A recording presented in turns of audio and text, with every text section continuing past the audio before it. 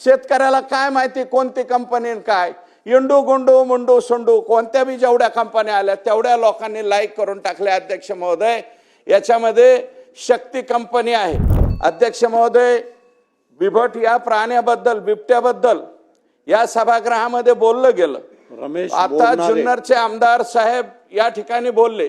अध्यक्ष महोदय, माझ्या इथं कोरोनाच्या काळात नागनाथ गर्जे, स्वराज भापकर हे दोन माणसं अध्यक्ष महोदय मारली गेली। सौभाग्यवती भोसले यांच्यावरती जो अटॅक झाला त्याच्यामुळे कायमस्वरूपी त्यांची वाचा गेली अध्यक्ष महोदय। आता काही दिवसापूर्वी बोबडे म्हणून एक महिला आहेत आमच्या इथल्या वाघेरा तिथल्या, तर त्यांचा सुद्धा मृत्यू झाला अध्यक्ष महोदय। गोल्हार नावाचा 37 वर्षाचा युवक आता त्या ठिकाणी खाऊन टाकला अध्यक्ष महोदय। आणि सौ सानप म्हणून वडझरीच्या त्यांच्यावरती हल्ला झाला, सौ खाडे त्यांच्यावरती हल्ला झाला अध्यक्ष महोदय। आम्हाला सांगण्यात आलं की येडशीचा वाघ इकडे आला म्हण। बिबटची संख्या 2012-13 ला अध्यक्ष महोदय अवघी 3 होती। आता माझ्या मतदारसंघामध्ये फक्त आता इथे उल्लेख होत असताना अहिल्यानगर आणि पुण्याचा उल्लेख होतो अध्यक्ष महोदय। माझ्या मतदारसंघामध्ये 250 पेक्षा जास्त बिबटची संख्या झालेली आहे अध्यक्ष महोदय। प्रत्येक माणूस फोन करतोय रात्रीच्या दाऱ्यावर जावा का नाही, प्रत्येक जण म्हणतोय दिवसा लाईट दिली पाहिजे, दिवसा लाईट सोडली तर लाईट चालत नाही, अशी अवस्था आहे। तेव्हा या बाबतीमध्ये अध्यक्ष महोदय आमच्या मतदारसंघामध्ये रात्रीची लाईट बिलकुल चालली नाही पाहिजे, दिवसाच लाईट आम्हाला दिली पाहिजे। दुसरा अध्यक्ष महोदय, सोलार पंपच्या बाबतीमध्ये जो निर्णय घेतलेला आहे, शेतकऱ्याकडनं कंपन्या चुकल्या अध्यक्ष महोदय।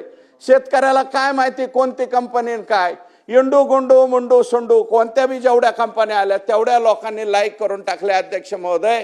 याच्यामध्ये शक्ती कंपनी आहे, जयस्वाल का काय नावाची कंपनी आहे, ह्या चांगल्या कंपन्या आहेत। त्याच कंपन्यांना अध्यक्ष महोदय सोलार पंपचं काम हे या ठिकाणी दिलं पाहिजे अध्यक्ष महोदय। या बिबटला या ठिकाणी साहेब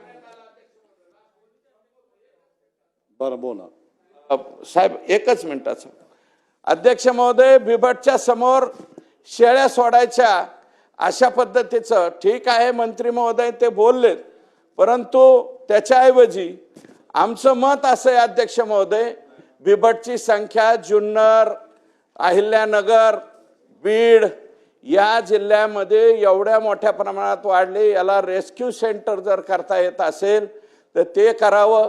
अन्यथा अजितदादा म्हणाले होते की ह्यांना वनतारामध्ये नेऊन सोडावं, 550 सोडतो म्हणाले।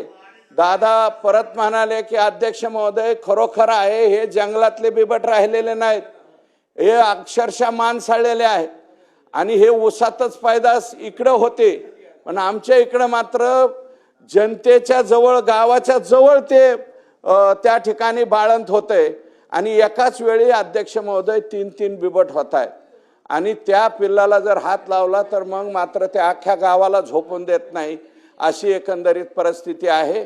या बिबटच्या बाबतीमध्ये लवकरात लवकर त्या ठिकाणी निर्णय घेण्याची आवश्यकता आहे, तो शासनाने घ्यावा अशा प्रकारची विनंती करतो आणि या ठिकाणी थांबतो।